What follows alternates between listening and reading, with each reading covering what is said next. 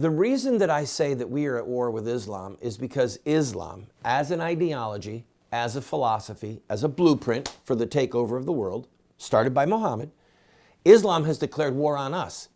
That's what they actually call us, Dar al-Harb, the house of war, or the house of infidels.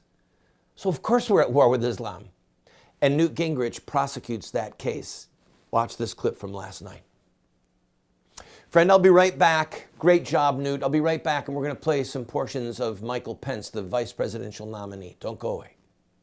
Let me be very clear, because I know the news media will do their best to distort this. We have nothing to fear from the vast majority of Muslims in the United States or around the world. The vast majority are peaceful. They are often the victims themselves. They are people we'd be happy to have as our friends and neighbors. The challenge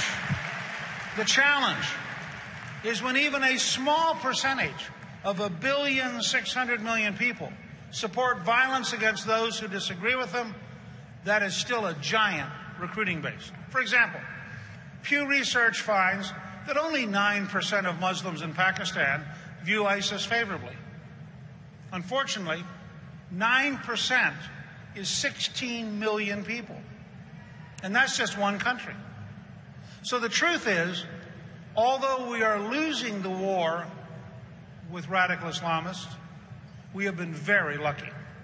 The danger we face is much worse than the horrors that happened in Germany on New Year's Eve when 1,200 women were assaulted. It's worse than what's happening in France, where there are stabbings of Jews in the streets, and the nation's security chief warned recently that Europe is, quote, on the brink of civil war. It's worse than what's happening in Israel, where average citizens fear for their lives whenever they leave their homes.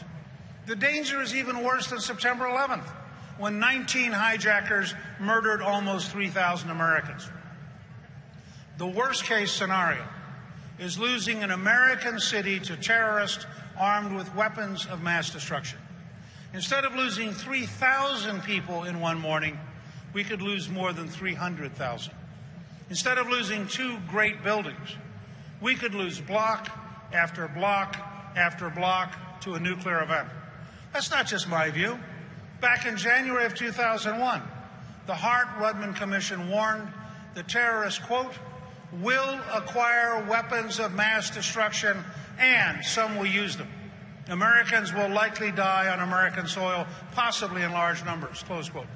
15 years later, the dangers are even greater. In a world where Pakistan has nuclear weapons, where North Korea has nuclear weapons, and where Iran, the world's leading state sponsor of terrorism, is close to having nuclear weapons, this, a catastrophic attack on innocent Americans, is a very real threat. Which brings us to the heart of the matter. We are sleepwalking through history as though this is all about politics. It is not. It is about our safety and our survival as a country. We cannot keep in place the people and the systems that have brought us to this point and that lie to us every single day about the threat. That is why every American should be terrified at the prospect of a Hillary Clinton presidency.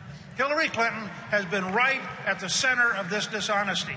We know this administration and its allies lied to us about the Iran nuclear deal. We know it because they openly bragged about it to the New York Times. We know that Hillary Clinton lied to us knowingly about the terror attack on our Benghazi consulate. We know that Hillary Clinton and President Obama lie to the American people when they say they can safely screen the Syrian refugees. They cannot.